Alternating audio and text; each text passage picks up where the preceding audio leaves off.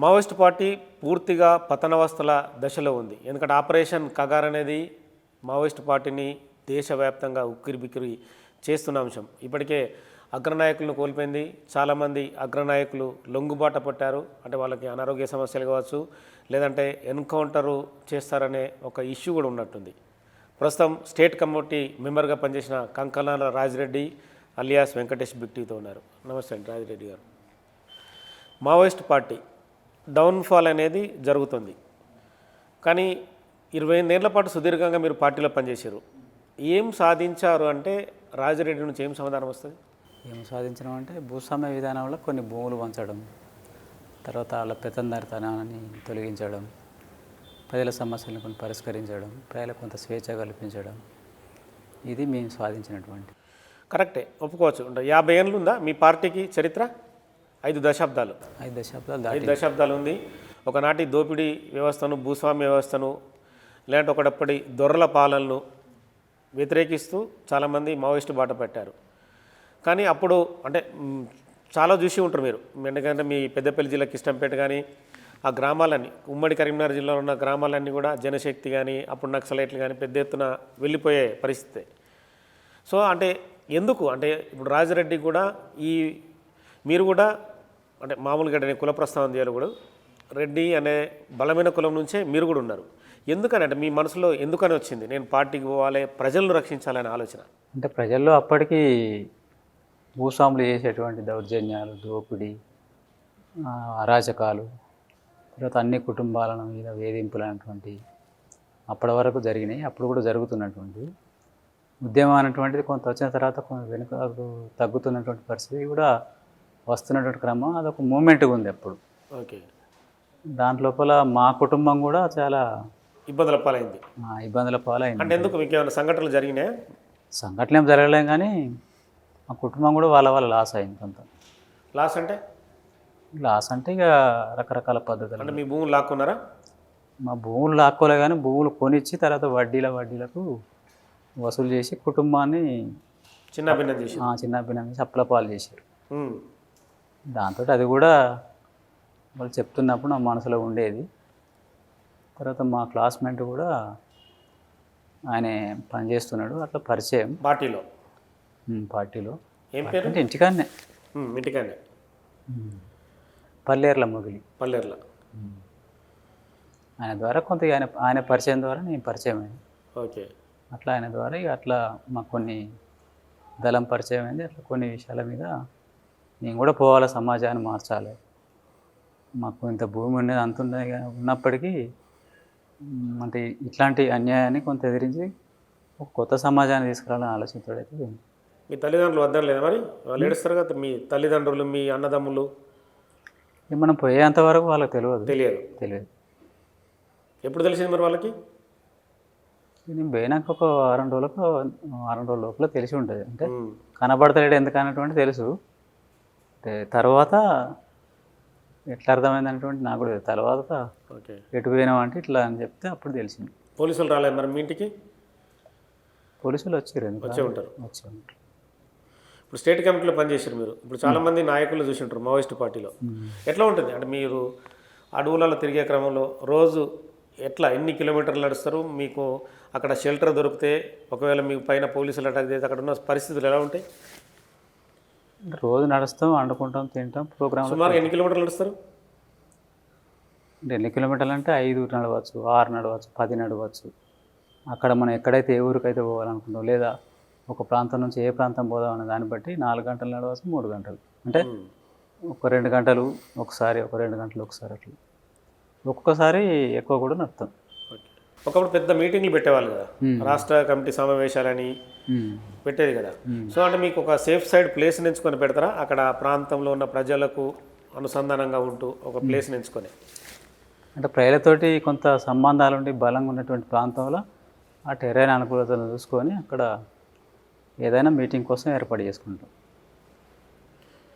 ఇన్నేళ్ల మావోయిస్ట్ పార్టీలో సమాజానికి ఏం జరిగిందనేది చాలామంది క్వశ్చన్ చేస్తున్నారు. సమాజంలో మార్పు ఏమైనా వచ్చిందా మావోయిస్ట్ పార్టీ ఉండడం వల్ల? మావోయిస్ట్ పార్టీ వల్ల కొంత మార్పు వచ్చింది. తర్వాత మళ్ళీ నేను దెబ్బైన తర్వాత మళ్ళీ ఇంకొక రకమైన మార్పులు వచ్చినాయి. అంటే ఏ రకంగా? ఇక ప్రభుత్వం కొన్ని మేము వెనక్కి తగిన తర్వాత దెబ్బైన తర్వాత ప్రభుత్వం కొన్ని అభివృద్ధి కార్యక్రమం చేయడం కానీ సంస్కరణలు ప్రవేశపెట్టడం అలాంటి దాంతో ఇక కొద్దిగా ప్రభుత్వ ఆధీనంలోకి పోయి రోడ్ల వ్యవస్థ కానీ ఇవన్నీ రావడం అవును, ప్రజాస్వామ్య వ్యవస్థలో ఇలాంటివి జరిగినాయి. ఇప్పటికి కూడా ఆదివాసీలకు సంబంధించి ఊర్లలో రోడ్డు లేవు, వాళ్ళకి స్కూల్స్ లేవు, రేషన్ కార్డు లేవు. పార్టీల్లో వాళ్ళకి సంబంధించిన వాళ్ళే ఇప్పుడు హిడ్మా కానీ, ఇప్పుడు బడిసే దేవా కానీ, ఇంకో చాలామంది పేర్లు చెప్పాలంటే ఇప్పుడు మిశ్రా ఉన్నాడు సెంట్రల్ కమిటీలో, ఉన్నారా? ఎవరు? మిశ్రా. తెలియదు నాకు. సో వీళ్ళందరూ ఉన్నా కూడా అక్కడ డెవలప్ కాకపోవడానికి పరిస్థితి ఏంటి? డెవలప్ అంటే అందరూ ఒకే రకంగా బతకాలన్నటువంటిది కనబడుతుంది, కానీ ఈ రోడ్ల వ్యవస్థ తర్వాత ఈ హాస్పిటల్ ఇవన్నీ అయితేనో అట్లాంటి డెవలప్ లేదు. కానీ ఒక రోడ్డు ఒక దీన్నే చూసి మేమైతే డెవలప్ అనుకోం, కానీ ప్రజల జీవన విధానం ఎట్లా మెరుగులు ఉన్నాయి, అప్పటికి ఇప్పటికి ఎట్లా బతుకుతున్నారు, సరి సమానత్వంగా ఎట్లా బతకాలి, ఎట్లా ఉండాలనుకుంటే మేము దాన్ని డెవలప్ చేస్తాం. ఎక్కువ వీలైన మేరకు స్కూల్స్ ఎక్కడైతే మనకు అనుకూలంగా ఉంటాయో ఓకే అక్కడ ఇప్పుడు ఛత్తీస్గఢ్లో, అక్కడ జార్ఖండ్, బీహార్లో అక్కడ కొన్ని ఏర్పాటు చేసిరని తెలుసు, కానీ మనకు అంత నిర్దిష్టంగా తెలియదు. స్కూల్స్ పెట్టిరా? ఇక్కడ అయితే కొన్ని నడిపారు ఛత్తీస్గఢ్లో. అంటే మీ పార్టీకి సంబంధించిన నేతలే చదువులు చెప్పేవాళ్ళ? లేదు, గ్రామస్తులల్లా కొంతమంది చదువుకున్న వాళ్ళని వాళ్ళ ద్వారా ఇక్కడ చదువు చెప్పడం అంటూ నేర్పేది. మొత్తం ట్రైనింగ్ ఇచ్చి మా పార్టీ నుంచే ట్రైనింగ్ ఇస్తుంది వాళ్ళకు, అంటే ఎట్లా చెప్పాలి ఏంటనేటువంటి కొంత వాళ్ళు ఆల్రెడీ చదువుకుంటారు కాబట్టి వాళ్ళ ద్వారా అట్లా చదువు నేర్పించింది చాలామంది. గవర్నమెంట్ స్కూళ్ళ కంటే కూడా మంచి చదువుకున్నారని చెప్తారు వాళ్ళు. అంటే ప్రభుత్వం ఒకటి ఆరోపిస్తుంది, మావోయిస్టులు అభివృద్ధి నిరోధకులు అనేది ఆరోపణ. నిజంగానేనా? అభివృద్ధి చేయనియరు మీరని అంటే మేము ఉన్న కాడ అంటే అభివృద్ధి కానియలేదు అంటే ఓవరాల్గా ఇప్పుడు జరిగే అది వాస్తవం కాకపోవచ్చు కాదు, ఎందుకంటే మేము ఉన్న కాడ మేము రానియలేదు అనుకుందాం, లేని కాడ అయితే అది అంతటా కూడా చేయలేదు కదా. దాన్ని బట్టి చూస్తే ఏంటంటే మేము ఉన్న కాడనే చేయడం అటువంటిది మా నుంచి ప్రజలు దూరం అవుతారు అట్లా చేయడం ద్వారా. మేము ఎక్కడ ఉంటామో అక్కడ చేయడానికి ఎక్కువ ప్రయత్నం చేస్తుంది. మిగతా కాడ కూడా జనరల్గా చేస్తుంది, మేము ఉన్న కాడికి ఎక్కువ కేంద్రీకరణ చేయడానికి ప్రయత్నం చేస్తుంది. ఇప్పుడు 5-6 రాష్ట్రాలు ఇప్పుడు విస్తరించింది అనుకుంటాం మావోయిస్ట్ పార్టీ. ఒక స్టేట్ కమిటీ కానీ సెంట్రల్ కమిటీ కూర్చున్నప్పుడు మీ విధి విధానాలు ఎలా ఉంటాయి? అంటే మీకు ఇన్పుట్స్ వచ్చి ఇక్కడ ఈ ప్రాంతంలో ఇట్లా ఉంది, ఈ నాయకుడు ఇట్లా చేస్తుండ అనేది చర్చకు వస్తుందా? అంతటికి ఎందుకుంటే ఏ రాష్ట్ర కమిటీ ఆ రాష్ట్ర కమిటీ మీటింగ్ ఎవరైనా సరే మీ స్టేట్ కమిటీ కూర్చున్నా కూడా అంటే ఎవరు చేసినా కూడా చర్చకు వస్తుంది. తప్పులు చేసినా ఒప్పులు చేసినా వాళ్ళకి ఇచ్చిన బాధ్యతని చేసే విషయంలో సరిగా అయిందా కాలంటే సమీక్ష చేసుకొని వాటి మీద తప్పులు ఒప్పులు ఉంటే సమీక్షలో రాసుకుంటాం, తర్వాత విమర్శ కూడా చేసుకుంటాం. అంటే వాస్తవం ఏం చేసినా ఇంకా ఎక్కడ మిస్టేక్ చేసినటువంటి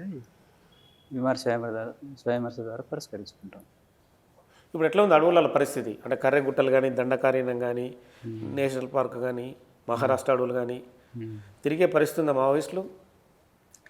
అక్కడి విషయం కూడా తిరిగే పరిస్థితి లేదు, అంటే ఓవరాల్గా తిరిగే పరిస్థితి లేదంతా. అంటే ఇక పోలీస్ క్యాంపులు ఎక్కువైపోయినాయి, కార్పొరేట్ సెక్యూరిటీ ఎక్కువైపోయింది. తర్వాత ప్రతి 3 కిలోమీటర్ల నుంచి 5 కిలోమీటర్ల లోపల ఒక సిఆర్పిఎఫ్ క్యాంప్, ఒక క్యాంప్ వేయడం, కొన్ని గ్రామాలలో అటాచ్గా 2 వేసుకోవడం, దాంతో కొంత ఎటు కదిలినా వెంటనే తెలిసిపోయేటువంటి దగ్గర అయిపోయినాయి కదా. ఈ గెరిల యుద్ధానికి దానికి కొంత దెబ్బతినటువంటి పరిస్థితి ఏర్పడింది. దానివల్లనే ఎక్కువ నష్టాలు జరిగింది. అంతకుముందు సమాచారం పోయిందంటే ఎక్కడికో వెళ్ళిపోయేది, ఇప్పుడు ఎక్కడ పోయినా ఒక పోలీస్ స్టేషన్ దాకుతుంది, అక్కడ కూడా దగ్గర అయిపోతుంది. తిరిగే పరిస్థితి లేదు ఇక, అట్లా తిరిగే పరిస్థితి తక్కువైంది. అంటే ఇప్పుడున్న మన పెద్దపల్లి జిల్లాకు చెందిన మల్లారాజురెడ్డి కానీ, బడే చొక్కారావు అలియాస్ దామోదర్ కానీ, దామోదర్ మీతోనే పనిచేసి ఉంటాడు స్టేట్ కమిటీలో. ఇప్పుడు గణపతి కానీ సీనియర్ మెంబరు, దేవుజీ కానీ కరీంనగర్ జిల్లా, ఉమ్మడి కరీంనగర్ జిల్లాకు చెందిన, సో మిగతా కొంతమంది మిగిలి ఉండవచ్చు, 16-17 మంది అని పోలీసు రికార్డులు చెప్తున్నాయి. వాళ్ళందరూ లొంగిపోయే అవకాశం ఏమైనా ఉందా? వాళ్ళ గురించి మనకు తెలియదు. ఇక్కడ దామోదర్ అయితేనో మేము కలిసి ఉంటాం కానీ ఉమ్. మల్లారాయరెడ్డి ఎక్కడ ఉంటో తెలియదు, గణపతి ఎక్కడ ఉంటో తెలియదు, వీళ్ళ విషయం మాకు తెలియదు కదా. ఇప్పుడు కంకణాల రాజిరెడ్డి ఏమైనా వాళ్ళ విజ్ఞప్తి చేస్తాడా? ప్రస్తుత పరిస్థితి బాగలేదు, లొంగిపోండి, జనజీవన స్రవంతిలో ఉండి ఉద్యమం చేద్దాం అనేది ఏమన్నా? నేను వాళ్ళకి ఎట్లా చేస్తే వాళ్ళకి చేయలేదు. అంటే ఉన్న పరిస్థితిని బట్టి, ఉన్న క్లిష్ట ఇక్కడ పరిస్థితి తెలంగాణ వరకు అయితేనో తెలంగాణలో ప్రభుత్వం అవకాశం ఇస్తుంది. ప్రభుత్వం అవకాశం ఇస్తుంది కాబట్టి ఆలోచించండి అనేటువంటి విషయం వరకు అయితేనో అట్లా చెప్తే తప్పనిసరి మీరు లొంగిపోండి తప్పకుండా అనేటువంటి నేను అట్లా చెప్పలేను. ఓకే. అంటే ఇప్పుడు బయటకు వచ్చిన తర్వాత కేంద్ర కమిటీ ఆసన్న సోను మీరు లొంగిబాటు తర్వాత మీరు పరిణామాలు చూసే ఉంటారు. వాళ్ళు ఇప్పటికీ ప్రతిసారి కూడా లొంగిపోండి, మన ప్రస్తుత పరిస్థితి బాగలేదు, మనం అడవులలో ఉండి తుపాకీ పెట్టి చేయలేని పరిస్థితి, ఉద్యమాన్ని నడిపే పరిస్థితి లేదు అనేది వాళ్ళు విజ్ఞప్తి చేస్తున్నారు. కరెక్టేనా వాళ్ళు చేసే విజ్ఞప్తి? అంటే వాళ్ళు అనుకున్న దారిలో వాళ్ళు వేరు, పోరాడాలనుకుంటే వాళ్ళు పోరాడుతున్నారు. ఎవరి దారి వాళ్ళు కాబట్టి దానికి తప్పనిసరి ఆమోదం అనేటువంటి అందరు తెలిపారు కదా. అవును. చేయాలనుకుంటే వాళ్ళు చేస్తారు కాబట్టి దాన్ని వ్యతిరేకిస్తారు. ఇక వాళ్ళైతేనో అట్లా అయితేనే ఇప్పుడు చేయలేమనేటువంటి వాళ్ళ ఉద్దేశం కాబట్టి అనుకొని పోయిండ్రు కాబట్టి వాళ్ళు అట్లా చెప్పారు. అంటే ఈ మధ్యకాలంలో వాళ్ళ మీద తీవ్ర వ్యతిరేకత కనబరిచింది పార్టీ. వాళ్ళ ఆయుధాలతో పాటు శత్రువు ముందు లొంగిపోయారనేది పార్టీ రకరకాల ప్రకటనలు చేసింది. కరే అంటే అది అనుకోవచ్చు అట్లా? అంటే ప్రకటన అయితే చేసింది, ఆ. అంటే తెలియకుండా పార్టీకి సమాచారం పార్టీ సమాచారం ఇవ్వకుండా పోయిండ్రు. ఇట్లా చేయడం అనేటువంటి పార్టీ అనుకోలే కదా. అట్లా ద్రోహం ఇప్పటివరకు జరగలేదు. అట్లాంటి ద్రోహం అనేటువంటిది అయితే పార్టీ ప్రకటన అయితే చేసింది. కానీ వాళ్ళకున్న పరిస్థితులు మరి పార్టీ బేరీజ్ చేసుకోవాలి కదా, అది కూడా వాళ్ళకున్న ఎక్కడేం జరిగిందో అనేది ఎందుకు చేసుకోలేదంటారు మరి అట్లా? ఎవరు ఇప్పుడు ఒకసారి ఇప్పుడు మీరు కూడా లొంగుబాటుకు వచ్చే ఉంటారు, మీరు కూడా సమాచారం ఇచ్చారు పార్టీకి? సమాచారం ఇచ్చేయచ్చు. అంటే అనారోగ్య కారణాలు ఉన్నాయని, అన్నోళ్ళకి అంటే మీ వెపన్ ఈ పని అన్ని సరెండర్ చేసిరా? వాళ్ళకే ఇస్తాం కదా ఎవరైనా. చేస్తారు. మరి మొన్న రీసెంట్గా దేవా 48 వెపన్లు పట్టుకొని వచ్చి లొంగిపోయిండు, డబ్బులు కూడా తెచ్చిండు. మరి ఆయనను ఎలా చూడొచ్చు మరి మనం? వాళ్ళ ఇష్టం, వాళ్ళు ఎంచుకున్న మార్గాన్ని వాళ్ళు ఎంచుకుంటారు, మనం ఎంచుకున్న మార్గాన్ని మనం ఎంచుకుంటాం. అంటే ఇప్పుడు వాళ్ళందరినీ ద్రోహులుగా ప్రకటిస్తుంది ఇక పార్టీ. అంటే ఇప్పుడు ఒక పరిస్థితి కూడా వచ్చింది. ఇప్పుడు వాళ్ళు ఎక్కడ తుపాకులు పెట్టి రావాలి, ఎవరికి ఇచ్చి రావాలి? ఓకే. ఆ కనెక్టివిటీ లేదు, ఇప్పుడు సమన్వయం లేదు, సమన్వయం లేదు, కనెక్టివిటీ లేదు. ఉన్న వాళ్ళంటే ఇచ్చేస్తాం, అవును. లేదనుకుంటే తుపాకీ ఆడ పెట్టి రావాలి. పెట్టొస్తే ఎక్కడ పెట్టొచ్చినాం అంటే అనివార్యంగా చెప్పాల్సి వస్తుంది. అవును. అంటే ఇది వెనక చేరి వచ్చిన వాళ్ళది ద్రోహం అనుకోవచ్చు, ఏమనుకోవచ్చు నాకు తెలియదు. కానీ అంటే ఆ పరిస్థితులు వచ్చారు ఎట్లా అనేది నాకు తెలియదు. అవును. కాంటాక్ట్లు అయితే చాలా వరకు అంతటా కట్ అయి ఉన్నాయి. ఓకే. ఎక్కడికక్కడ ఒక బ్యాచ్ పోయిందంటే అది ఎప్పుడూ కలుస్తుంది. తర్వాత ఇప్పుడు వీళ్ళకు ఇడుమ చనిపోయిన తర్వాత ఎవరు కనెక్ట్ ఉన్నారు లేదనేటువంటిది కూడా మనకు తెలియదు. హిడ్మా ఎన్కౌంటర్ జరిగినప్పుడు మీ పార్టీలో ఉండి ఉంటారు, అవునా? పార్టీలో అంటే ఏ రకంగా పార్టీ విశ్లేషించింది ఎన్కౌంటర్ని? పట్టుకొట్టి కాల్చి చంపారనా, లేదంటే షెల్టర్ జోన్కి వెళ్ళినప్పుడు పట్టుకపోయి కాల్చి చంపారనా? మనకు తెలియదు, వాళ్ళు కమిటీ నిర్ణయించుకున్నారు. అంటే జనరల్గా మీ మధ్య కూడా చర్చకు వస్తుంది కదా, మీరు కూడా 10 మంది ఉన్నప్పుడు మాట్లాడుకుంటారు కదా. నేను అప్పటికి లోపల ఉన్నా కానీ పక్కకు ఉన్నా, నేను వాళ్ళందరితో లేని ఇక. ఓకే. అంటే కొద్దిగా అనారోగ్యం ఉన్నా కాబట్టి నేను పోతాననేటువంటి దాంతో కొంత సేఫ్ జోన్లో ఉన్నారు. సేఫ్ జోన్ అంటే అక్కడే, కాకపోతే వాళ్ళు అటు ఇటు పోతారు కాబట్టి నేను ఎక్కువ నడవలేని పరిస్థితి ఉంటుంది. దాని చలి ఉన్నా కానీ ఇక అంటే అక్కడ పట్టుకొని చంపారా అనేటువంటిది ఆరోపణ మనకు ఖచ్చితంగా తెలియదు. ఖచ్చితంగా సమాచారం అయితే లేదు, మనకు లేదు. అంటే అని ఎట్లా బయటికి పోడు కదా అనేటువంటిది ఉన్నది. అవును. కానీ కరెక్ట్ మనకు అంత తెలియదు. వాళ్ళు ఎట్లా నిర్ణయించుకున్నారు, ఎంతమంది ఎట్లా వేయరు అనేటువంటిది ఆశ్చర్యాన్ని కలిగించే విషయంగా కనబడుతుంది. అంతమంది పోరు కదా బయటికి. అవును. ఎట్లా వేరో తెలియదు మరి. విజయవాడలో, కాకినాడలో చుట్టుపక్కల షెల్టర్ తీసుకున్నారు కదా పెద్ద ఎత్తున. వాళ్ళ కమిటీ ఏం నిర్ణయం తీసుకునే తెలియదు మరి. ఇప్పటికీ మావోయిస్ట్ పార్టీలో చాలామంది పట్టణ గ్రామీణ ప్రాంతాలకు వచ్చి షెల్టర్ తీసుకుంటున్నారు అనేది ఒకటి ఉంది, నిజమేనా? గ్రామీణ ప్రాంతాల్లో కానీ ఎక్కడ కానీ ఇప్పుడు ఒక్కరోజు కూడా దాగే పరిస్థితి ఏం లేదు. అంటే అక్కడ కూలీలుగా లేదంటే ఇంకో పనులు చేసుకుంటూ పార్టీ కూడా ఒక మాట చెప్పిందట కదా, ప్రస్తుతం మీరు షెల్టర్ జోన్కి వెళ్ళండి, తదుపరి పరిస్థితులు అనుకూలంగా ఉంటే అప్పుడు ఆలోచిద్దాం అనేది, నిజమైనది? అది మరి తెలంగాణలో అయితే తీసుకోలేదు, మరి అక్కడ తీసుకోవాలని మాకు తెలియదు. ఇక్కడైతే అట్లా అంటే ఓవరాల్గా సెంట్రల్ కమిటీ నిర్ణయం తెలియదు. అప్పుడైతేనో విడివిడిగా పోయి పని చేయాలి టీంలు అనేటువంటిదే ఉండే. బయటికి పోయి కూలీడిగా పనిచేసి మళ్ళీ రావాలంటే అది అసాధ్యమైన విషయం, కానీ అట్లాంటిది అయితే ఏం లేదు. అప్పుడైతే మేము వాళ్ళు కలిసి ఉన్నప్పుడైతే అట్లా ఒకసారి చెప్పినప్పుడు ఏం లేదు. అట్లా లేదు. టీంలుగా విడిపోయి పని చేయాలి, ఎక్కువ సంఖ్య లోపల ఉండలేము. విడివిడిగా కొద్దిమంది అట్లా ఉండాలంటుంటుంది. అప్పటికి దిగ్బంధనం అయిపోయింది కాబట్టి ఇక పోయే పరిస్థితి లేక కూడా ఉన్నట్టున్నది. ఎక్కడ తిరిగే పరిస్థితులు లేవు. ఇప్పుడు మామూలుగా పనులు చేయాలని మీరు ఇందాక ఒక మాట అన్నారు, పనులు చేయాలని ఏ కమిటీకి ఆ కమిటీ, అంటే మీకు ఏమో పనులు అప్ప చెప్తుంది? అంటే ఆర్గనైజేషన్ వాళ్ళు ఆర్గనైజేషన్, మిలిటరీ వాళ్ళు మిలిటరీ. ఆర్గనైజేషన్ వాళ్ళు ఇక కొన్ని నిర్మాణాలు చేసుకొని, పోరాటాలు చేసుకొని, ప్రజల సమస్యలు పరిష్కరించుకొని, మాట్లాడడం, వాళ్ళతో సంబంధాలు పెంచుకోవడం, అట్లాంటి సమస్యలు అవి వాటి మీదనే ఉంటుంది. ఇప్పుడు ఏదైనా అటాక్ చేయడం కోసం వ్యూహరచన చేస్తుంటుందా పార్టీ? వీళ్ళను ఈ టైంకి అటాక్ చేయలేదు, వీళ్ళ వల్ల సమాజానికి నష్టం జరుగుతుందనేది అట్లాంటి వాళ్ళని ప్రజల దృష్టికి వచ్చి ప్రజలు ఈయన మీద చేయాలి, ఇట్లాంటివి ఉన్నది, బాగా ఇబ్బంది చేస్తున్నాడు, ఈయన వల్ల మాకు చాలా నష్టం జరుగుతున్నటువంటి కనుక ప్రజలు కోరుకుంటే దాని ఆధారంగా ఏమైనా ఉంటే అట్లాంటివి ఏమైనా జరుగుతాయి. పోలీసుల మీద కూడా పార్టీ అటాక్ చేస్తుంటుంది, కానీ పోలీసులు మీకు శత్రువులు కాదు కదా, మరి ఎందుకని పోలీసులను అటాక్ చేయడం? పోలీసులు అంటే మా దగ్గరికి వచ్చినప్పుడు చేస్తున్న ప్రత్యేకంగా చేసింది చాలా తక్కువ. ఏం లేదు. అంటే అక్కడ జరిగిన విశాఖపట్నంలో జరిగిన అటాక్ కానీ, అంటే స్టేషన్ల మీద చేసుడు వేరు, తుపాకుల కోసం చేసేటువంటి అది. ఓకే. ఒకవేళ అక్కడ వాళ్ళు సరెండర్ అయితే కూడా వాళ్ళని వదిలిపెట్టామంటే పార్టీ అంటే మా దగ్గరికి వచ్చి కుమ్మింగ్ చేసినా కూడా ఒకవేళ వాళ్ళు సరెండర్ అయితే వదిలేస్తారు.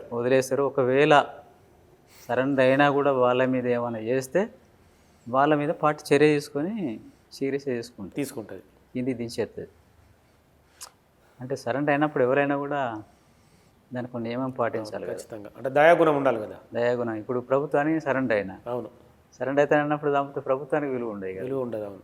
మేము కూడా సరెండర్ అయితే అన్నప్పుడు క్షమాభిక్ష పెట్టాలి కదా. పార్టీకి ఇట్లా అన్నది, మరి సరెండర్ అయితే కూడా చేయలేదంటే రేపు ఎవరు సరెండర్ అవుతారు, ఎవరు ఆలోచిస్తారు. అవును, అది వ్యతిరేకత వస్తుంది. ఇప్పుడు పార్టీ దగ్గర ఉన్న వెపన్స్ కానీ, పెద్ద పెద్ద ఆయుధాలు కానీ, అవన్నీ పోలీస్ స్టేషన్ల మీద అటాక్ చేసి పట్టుకొచ్చినాయినా మీరు సొంతంగా కొంటారా? మేము కొన్నవి చాలా తక్కువ నాకు తెలిసి.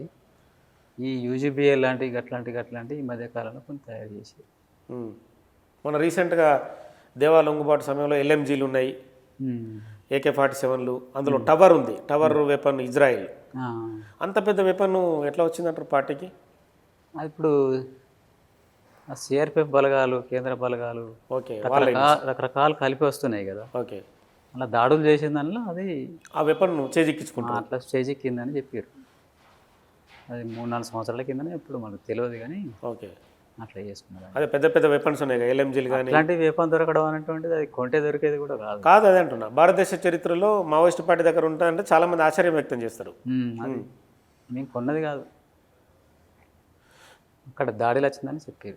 కొన్ని సందర్భంలో బయటి దేశాల నుంచి కూడా పార్టీ కొంటుందనేది నిజమేనా? వెపన్స్ కూడా సాధ్యం. గ్రెనేడ్లు కానీ, గ్రెనేడ్స్, మందు పాత్రలు, అవి కొనడం అనేది సాధ్యమైతే లేదు. వెపన్స్ అది ఎప్పుడో బంద్ అయింది, మోసం జరగడం అనేటువంటిది చెప్తుంది. దాని నుంచి మనం కొనలేము, వాళ్ళు తెచ్చిస్తేనే చేద్దామనంటే వాళ్ళు తెచ్చియ్యారు, మేము ఇవ్వరు. ఇప్పటికి కూడా మావోయిస్ట్ పార్టీ చాలామందిని టార్గెట్ చేస్తూ మందు పాత్రలు పెట్టి ఉంటుంది భూమిలో. ఇప్పుడు చాలా పోలీసులు అంటే కూమింగ్ చేస్తున్న బలగాలు వెలికి తీస్తున్నాయి, వాటిని పేల్చడమో లేదంటే రకరకాలు చేయడం. ఎందుకని అంటే ఆ రూట్లలో వీళ్ళు వస్తారని పెట్టి ఉంచుతారా? ఎట్లా మీ అంటే ఆలోచన ఏంది? అంటే ఇప్పుడు ప్రత్యేక ప్రాంతంలో ప్రత్యేకంగా జనం తిరగాలని అనుకునే కాడ వాళ్ళు వస్తారనుకుంటే రూట్లలో కొన్ని పెట్టడం అనేటువంటి. కానీ అందులో సామాన్య ప్రజలు వాటి మీద నడిచి తొక్కితే పరిస్థితి ఏంటి? అంటే సామాన్య ప్రజలు తిరిగే ప్రాంతంలో పెట్టాం దాదాపుగా. ఒకవేళ పెడితే కూడా కొన్ని టైంలు బట్టి పెట్టి చెప్తాం. వాళ్ళకు కూడా మీరు ఈ టైం వరకు రావద్దు, కొంత మమ్మల్ని అర్థం చేసుకొని, ఇన్ని సంవత్సరాలు పెట్టలే కదా, మేము కూడా ఈ అవసరం అయితే పెడుతున్నాం, మీకు కూడా తెలుసు, మీరు ఇన్ని సంవత్సరాలు కలిసి మేము ఏమనలేదు, కానీ మమ్మల్ని కూడా అర్థం చేసుకోవాలి, మా రక్షణ రీతే మేము పెడుతున్నాం అనేటువంటి గ్రామాలలో తెలియజేసి, పెద్ద మనిషి ద్వారా కానీ, సర్పంచ్ ద్వారా కానీ, వాళ్ళ ద్వారా తెలియజేసి పెడతాం. ఈ ప్రాంతానికి రావద్దని చెప్తాం, ఎక్కడ పెట్టిందని చెప్తాం, కానీ అవును మీరు ఈ సమయంలో రాకూడదు, మీకు అవకాశం ఇచ్చినప్పుడు రండి అని చెప్పి కొన్ని అవకాశాలు ఇచ్చి వాళ్ళు ఇక అక్కడ జంగల్ అవకాశాలు ఉంటాయి కదండి, వాళ్ళు అడవి అవసరాలు, చేపలు పట్టడం కావచ్చు, షికారు చేయడం కావచ్చు, అట్లాంటి ఇప్పుడు ఈ పోయిన సంవత్సరమే అంత స్ట్రిక్ట్గానే అంత ఉంది, అట్లాంటిది ఏం లేదు. లేదు లేదు. పార్టీలో ఒక చిన్న క్వశ్చన్. ఇప్పుడు నంబాల కేశవరావు పార్టీ చీఫ్గా ఎన్కౌంటర్ అయిన తర్వాత ఆ, మల్లోజుల వేణుగోపాల్ లేదా సోను తను పార్టీ చీఫ్గా కావాలనేది ఏదో ఆశించిండు, కులాధిపత్యం ఉందనేది ఒక ఆరోపణ బయట సమాజంలో, నిజమేనా? అది తప్పది. కులాధిపత్యం అనేది పార్టీలో అసలు ఉండదు. ఉమ్, కులాలు అనేటువంటి ప్రస్తావన పార్టీ రానే రాదు. మేము పార్టీలో విన్న తర్వాత ఏ కులం అని అస్సలు అడగాము. ఉమ్, వాళ్ళు ఏ కులం అనేది కూడా మాకు చాలా ఏరియాలు ఉంటే ఫలాని వాళ్ళనే కొద్దిగా అర్థమవుతుంది తప్ప, ఉమ్. దూరం అయితే వాళ్ళు ఏ కులం అంటే అనుకుంటే బయట చాలా ప్రచారం ఏంటంటే ఇప్పుడు దేవ్జీ అలియాస్ తిప్పటి తిరుపతి కోరుట్ల, ఉమ్, ఆయన ఎస్సీ కమ్యూనిటీకి చెందిన వ్యక్తి, మల్లోజుల వేణుగోపాల్ బ్రాహ్మణ, ఉమ్, నంబల కేశవరావు ఎన్కౌంటర్ తర్వాత నేను పార్టీ చీఫ్ కావాలనుకున్నా, ఆయనకి ఇచ్చిన తర్వాత బయటకు వచ్చిండు అనేది ఒక ఆరోపణ. ఉమ్. అట్లా ఉంటుందా? ఇప్పుడు అసలు నంబాల కేశవరావు చనిపోయిన తర్వాత మీటింగ్ అయ్యే అవకాశమే లేనప్పుడు, అసలు మీటింగ్ వాళ్ళు కలుసుకోలేని అవకాశం ఉన్నప్పుడు సెక్రటరీ ఎవరు పెట్టాలన్నటువంటిది ఎట్లా నిర్ణయిస్తారు? ఓకే. అలాంటి అవకాశం లేదు. కాకపోతే మీడియా ప్రచారంలో ఏంటంటే ఇదే కారణం అన్నటువంటి చూపెడతాను. అంటే కొంతమంది మాజీ మావోయిస్టులు కూడా ఇలాంటి అంటే బయటకు స్ప్రెడ్ చేస్తారు, ఎందుకని? మాజీ మావోయిస్టులు అంటే వాళ్ళు ఏ విషయంలో చేస్తారు? అంటే కులాధిపత్యం జరుగుతుంది ఇట్లా అని. కులాధిపత్యం జరుగుతుంది అనేటువంటి వాళ్ళు బయటకు వచ్చిన ఇంకా ఎక్కువ నుంచి చెప్తారు, కానీ లోపల ఒక్కరు కూడా కులాధిపత్యం ఉన్నటువంటి ఏ రోజు కూడా ఒక్కరు కూడా మాట్లాడరు, అసలు ఉండదు. అది మాట్లాడలే, ఆ విషయమే రాదు కదా. ఒక్క ప్లేట్లో తింటే ఒక్కోసారి నా ప్లేట్ నేను తీసుకుపోతే ఆయన ప్లేట్ నేను తీసుకుపోతాను. అవును, ఎందుకంటే అక్కడ మీకున్న పరిస్థితులు వేరుగుంటాయి కదా. అంటే మాదొక లక్ష్యం ఒకటి, ఆ, తర్వాత కులం అనేటువంటిది మాకు ఏం అవసరం అక్కడ. గ్రామంలో ఉంటడం అనివార్యంగా ఒక అవసరం పడుతుంది. కుటుంబ నేపథ్యం నుంచి ఇంటికి వచ్చి కూర్చుంటే కూడా వాళ్ళు ఎందుకు నా కూర్చున్నారు, పిల్లలు నా భార్య వాళ్ళు ఎందుకు కూర్చొని అని తల్లిదండ్రులు అంటారు, కుల అంటారు. అవును. అక్కడ ఏం అవసరం, ఆ కులం ఎందుకు? ఓకే. అందరూ ఒక లక్ష్యం కోసం వచ్చినాం, పనిచేస్తున్నాం కాబట్టి అదే కోణం నుంచి ఆలోచిస్తుంది తప్ప దళిత కోణం అని ఉండదు. ఇంకా వాళ్ళని ఎదిగించుకోవడానికి పార్టీ బాగా ప్రయత్నం చేసింది. ఎందుకు అని అంటే అసలు ముఖ్యమైన శిక్షణే అది. ఓకే. వాళ్ళ నుంచి నాయకత్వం రావడం ద్వారా మనకు మద్దతు ఎక్కువ ఉంటుంది. వాళ్ళని డెవలప్ చేసుకోవాలన్నటువంటి అక్కడ ఉన్న ఆదివాసులను చేసింది, చాలామందిని ఆల్రెడీ మిగతా వాళ్ళని కూడా చేసింది. పార్టీ నిబంధనల ప్రకారం కూడా రాసుకున్నది. ఓకే. వీళ్ళకు తక్కువ స్థాయి ఉన్నప్పటికీ కమిటీలో పెట్టుకొని డెవలప్ చేసుకోవాలనేటువంటి ఒక నిర్ణయం నిబంధన వల్ల రాసుకున్నది. నిబంధన వల్ల ఉంది. ఉంది. దాని ప్రకారంగానే స్థాయి తక్కువ ఉన్న ప్రోత్సహించి ఆ కమిటీలో పెట్టుకోవడం ద్వారా డెవలప్ అవుతారని అట్లా పెట్టుకొని డెవలప్ చేసుకుంది ఓకే చాలామందిని. ఇప్పుడు ఈ మధ్యకాలంలో నంబాల కేశవరావు, మోడెం బాలకృష్ణ, పాక Hanumanth alias Ganesh central committee మెంబర్లు చాలామంది ఎన్కౌంటర్ అయ్యారు. లొంగుబాట్లు కూడా చాలానే జరిగినాయి. ఆశన్న సోనులు కానీ, మన బండి ప్రకాష్ కానీ, పుల్లూరు చంద్రయ్య, వీళ్ళందరూ కానీ. సో ఈ ఎన్కౌంటర్లు, ఈ లొంగుబాట్లు ఎట్లా ఉంది పార్టీ పరిస్థితి? 30%కి దాదాపు దెబ్బతిన్నది. ఇక కొంత కోలుకోలేనట్టు ఒక స్థితిలో కూడా, వెంటనే కోలుకోలేని స్థితిలో కూడా ఉన్నాయి. చాలామంది దెబ్బతిన్నారు. ఇప్పుడు ఒక సంవత్సరాలు 8 మంది చేసి ఏ కాలం ఎప్పుడు కూడా చనిపోలేదు. అవును, దాదాపు 8 మంది. హిస్టారికల్ అది. హిస్టారికల్. ఒక సంవత్సరంలో 2 సంవత్సరాలకు ఒక్కసారి ఒకరు 8 మంది సెంట్రల్ కమిటీ ఈ కగార ఆపరేషన్ తర్వాత నడుస్తున్న కాలంలో అందులో పార్టీ చీఫ్ కూడా. పార్టీ చీఫ్ కావడం అనేది పెద్ద సంచలనం, పెద్ద నష్టం. దాని ద్వారా ప్రజల లోపల కూడా అసలు చీఫ్నే కాపాడుకోలేదు పార్టీ, రేపు ఏమవుతుంది అనేటువంటి ఒక ఆందోళన కూడా ఒక ఇది వచ్చింది కొంత. కలిసిరా మీరు దేవ్జీని తిరుపతిని ఎప్పుడైనా ఈ మధ్య కాలంలో? ఇప్పుడు కలవలేదు. అంటే దామోదరకు మీకు ఎప్పుడు విడిపోయారు మీరు? అంటే విడిపోయేది కలిసి పనుల రీత్యా. ఈ మధ్యలోనా? ఇతరులకు వచ్చినాక కలిసి ఉన్నాం, కొంతకాలం విడిపోయి ఉన్నాం. అంటే ఎంత, ఒక 1 year అవుతుందా? 1 year అయితే లేదు, ఏం లేదు, 6 నెలలు కూడా 6 నెలలు. అంటే ఆయన ఆలోచన ఏంటి, దామోదర్ ఆలోచన? ఇక అందరం సాయుధ పోరాటం చేద్దామని అనుకుని ఉన్నాం. నాకు అనారోగ్య సమస్య, తర్వాత ఈ నష్టాలు, తర్వాత ఇప్పుడున్న పరిస్థితి లోపల నాకు సహాయం కూడా చేసేవాళ్ళు కూడా, అంటే నేను నాకు గార్డ్స్ వాళ్ళు ఉండాలి కదా, సహాయం చేసే వాళ్ళు కూడా ఉన్నారు కదా, వాళ్ళు కూడా పోయి. స్టేట్ కమిటీకి ఎంతమంది ఉంటారు గార్డ్స్? ఇద్దరు ఉంటారు. ఇద్దరు. సెంట్రల్ కమిటీ వాళ్ళకి సెంట్రల్ కమిటీ వాళ్ళకు 8 మంది. 8 మంది ఉంటారు. ఇప్పుడు నమ్మాల కేశవరావు లాంటి చీఫ్కి 30 మంది ఉంటారు అంటారు, నిజమేనా? అంటే ఇక ప్రత్యేకంగా ఒక ప్లాటూన్ కానీ కంపెనీ కానీ వాళ్ళకు పెడతారు. చీఫ్కి ఎక్కువ మంది ఉంటారు.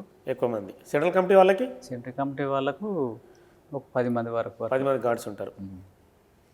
ముఖ్యమైన గార్డ్స్ వేరే, దాని ప్రొటెక్షన్గా వాళ్ళకు ఇంకొంతమంది ఉంటారు. వాళ్ళు విడిగా ఉండు కొంత పక్క పొంటే ఉంటారు కాబట్టి పక్కల పొంటే ఎక్కడో ఇతర మద్దతుతో ఉంటారు కదా వాళ్ళు. సాయుధ పోరాటం పూర్తిగా కనుమరుగయ్యే పరిస్థితి. ఇప్పుడు రాజిరెడ్డి కానీ, చంద్రన్న కానీ, బండి ప్రకాష్ కానీ, సరే చాలామంది చాలా చెప్తున్నారు మేము ప్రజా ఉద్యమంలో ఉంటాం, ప్రజల్లోకి వెళ్ళి పోరాడదాం అంటున్నారు. రాజిరెడ్డి కూడా అదే చేస్తాడా? అంటే ప్రజల కోసం బయట ఉన్నారు కదా ఇప్పుడు మీరు, సరే మీకు కొంత అనారోగ్యం ఉండవచ్చు, ప్రజల్ని చైతన్యవంతులు చేయడానికి బయట ఉండి మీరు ఇంకేమైనా కార్యాచరణ చేపడతారా? ఇప్పుడు వెంటనే అయితే నేను కార్యాచరణ చేపట్టే పరిస్థితి లేదు. పూర్తిగా అనారోగ్యం గురైనా కాబట్టి నాకు చాలా టైం పడుతుంది. ప్రజల వైపు ఉండి ప్రజల పక్షాన ఉండి ప్రజలు చేసేటువంటి కార్యక్రమంలో పాల్గొనడం, వాళ్ళకి ఏమన్నా జరిగితే ప్రభుత్వ పరంగా మాట్లాడడం అనేటువంటి తర్వాత ఏమైనా అక్కడ ఉన్న పరిస్థితిని బట్టి ఆలోచించాలి. ఓకే. ఇప్పటికి కూడా చారిత్రాత్మక స్తూపాలు అన్నిటిని కూడా కూల్చివేయబడుతున్నాయి మొత్తం అడవులలో. ఏం చెప్పదలుచుకున్నారు మీరు? ప్రభుత్వం అది ఉండద్దనేటువంటి విధ్వంసం చేసినప్పుడు మేము ఏం చెప్తాం? ప్రభుత్వం అనుకున్న కార్యక్రమం చేస్తాయి కదా. అవును. దానివల్ల ఇక మేము చెప్పలేము. విధ్వంసం చేస్తుంది అనేటువంటిది అర్థమైంది కూడా. అంటే ఇది కనబడద్దు, ఇక దానికి ఆలోచన ఉండద్దు అనేటువంటిది ఉంటాయి కదా, అట్లా చేసింది. ఇప్పుడు మిగతా రాష్ట్రాలకు భిన్నంగా తెలంగాణ గవర్నమెంటు మీ అందరి లొంగుబాటుకి, అంటే ప్రస్తుతం ఉన్న మావోయిస్టుల లొంగుబాటుకి పూర్తి సహకారం అందిస్తుంది. ఏదో ఒక కనెక్టివిటీ ద్వారా వాళ్ళని లొంగుబాటుకు తీసుకొచ్చి రివార్డ్ అందజేసి మంచి జీవనం కల్పించాలనే ఉద్దేశంతో ఉంది. అంటే ముఖ్యంగా ముఖ్యమంత్రి రేవంత్ రెడ్డి, ఇప్పుడున్న డీజీపీ శ్రీధర్ రెడ్డి, ఎస్ఐపి చీఫ్గా ఉన్న సుమతి కానీ, వీళ్ళందరూ కూడా ఎఫర్ట్స్ని పెట్టి ఎట్లా చూస్తుంది? అంటే ఇది మంచి పరిణామమేనా లొంగుబాటు అనేది? అంటే ఇప్పుడు ఎవరైతే రావాలనుకుంటారో లేకపోతే వచ్చే వాళ్ళను అక్కడ ఉండే వాళ్ళు కూడా ఆలోచించే విధంగా ప్రోత్సహించినటువంటిది కూడా ఒక మంచి పరిణామం కూడా చెప్పుకోవచ్చు. ఉండేవాళ్ళు ఉండడు వేరు, కానీ ప్రభుత్వాన్ని కల్పిస్తుంది అనేటువంటిది అన్నప్పుడు కొంత ఇక నేను పోయి పని చేస్తే ఇప్పుడున్న పరిస్థితులు అక్కడ ఏం లేదనుకున్నప్పుడు రావడానికి అవకాశాలు, ఒక స్పేస్ కల్పించడం అనేటువంటిది ఒక మంచి అవకాశం. అంటే కాంగ్రెస్ గవర్నమెంట్ ఏర్పడిన తర్వాత మిగతా రాష్ట్రాలకు భిన్నంగా సాగుతుంది ఇక్కడ భిన్నంగా సాగుతుంది. కొంత ప్రభుత్వం ఇక నష్టాలు కాకుండా సరెండర్నే ఎక్కువ ప్రోత్సహించి వీలైన మేరకు సరెండర్ చేయించుకుంటే మంచిది అనేటువంటి ఆలోచనతో ఉన్నది. దానివల్లనే మేము కొంతకాలం ఇక్కడ ఉండగలిగినాం తెలంగాణలో. ఓకే. లేకపోతే నష్టపోయే వాళ్ళం కావచ్చు పూర్తిగా. ఇక్కడ కూడా వేరే రాష్ట్రాల పోలీసులకు దొరికితే కనుక, వేరే రాష్ట్రాల పోలీసులకు దొరికినా తెలంగాణలో ఉన్నా కూడా పాతలాగుండి ప్రభుత్వం కొంత సరెండర్నే చేయించుకుందాం ఓకే అనే దాంతో కొంత ఓపికతోటి అది ఉండి పనిచేసింది. కొంతమంది ఇప్పుడు లొంగిపోవడానికి అంటే తాము వస్తే కనుక పరువు సమస్యగా భావిస్తున్నారట, నిజమేనా? అంటే ఇన్నేళ్ళు మేము ఉద్యమంలో ఉన్నాం, ఏం చెప్తాం ప్రజలకు వచ్చి లొంగిపోయి అనేది కొంతమంది ఆలోచిస్తున్నారట. అంటే ఇక్కడే ఉద్యమం చేసినాం, ఇక్కడే చచ్చిపోతాం అన్న ఆలోచనలో ఉన్నారట, అది నిజమేనా? పరువు సమస్య అనేటువంటిది కానీ ఇంతకాలం ఉండి ఇక మళ్ళీ పోయి ఏం చేస్తాం? అంటే అట్లా నడిచింది ఏమైనా టాక్స్ మాటలు? అట్లేం నడవలే కానీ లక్ష్యం కోసం పని చేసినాం కదా. తర్వాత చివరి టైంలో పోయి ఏం చేస్తాం? ఇప్పుడు ఏం కొత్తగా చేసేది ఏముంటుంది ఆడ? చనిపోతే సంవత్సరం బాగుతాం కాబట్టి మళ్ళీ ఆడిపోయి కొత్తగా ఏం చేస్తాం అనేటువంటిది ఆలోచన అయితే ఉంటుంది కొంతమందికి. అట్లా ఇప్పుడు 1990s అంటే కొన్ని దశాబ్దాలకి ఇప్పుడు జరుగుతున్న నవ సమాజానికి రాజిరెడ్డి ఏం తేడా గమనించాడు? ఏం గమనించినామంటే ఇప్పుడు సాయుధ పోరాటం అంటే కొంత దెబ్బతిన్నది. తర్వాత పై చేయిలో ప్రభుత్వాలు ఉన్నాయి. తర్వాత ఇక కొంత ప్రభుత్వాలు కూడా కొన్ని అవసరాలు ఇస్తే కొన్ని అభివృద్ధి కార్యక్రమం చేయడానికి కొంత ప్రయత్నాలు చేస్తున్నాయి, కొంత పరిష్కరిస్తున్నాయి. ఇక మేము ప్రజల సమస్యలు పరిష్కరించే విధంగా మాకు అవకాశాలు కల్పిస్తలేదు, అంటే అవకాశం దొరుకుతలేదు. మేమేం చేసే పరిస్థితి కూడా లేక కొంత దెబ్బతిన్నాయి ప్రజలను కలిసే విషయం, తర్వాత వాళ్ళతోటి సమస్య పరిష్కరించే విషయాన ఉంది. అయితే ఈ వ్యవస్థ దోపిడీ అనేటువంటిది అది కొంత ఉంటుంది, అది ఉన్నది, ఎట్టి పరిస్థితుల్లో ఉంటుంది, అది ఉన్నది. దానివల్ల ఏంటంటే ప్రజలు మీరు ఉంటేనే మాకు ఉపయోగం అనేటువంటిది అంటారు. కానీ ఇక వాళ్ళకు కూడా ఈ దాడులు జరుగుతున్న క్రమంలో పార్టీ దెబ్బతింటుంది అనేటువంటిది వాళ్ళకు వచ్చేసింది. ఒక డాక్యుమెంట్ బయటకు వచ్చింది ఈ మధ్యనే, ఒక డాక్యుమెంట్ మావోయిస్ట్ పార్టీది. లాస్ట్ ఇయర్ ఏదో డీజీపీల సమావేశంలో అది బయటకు చూపించారట.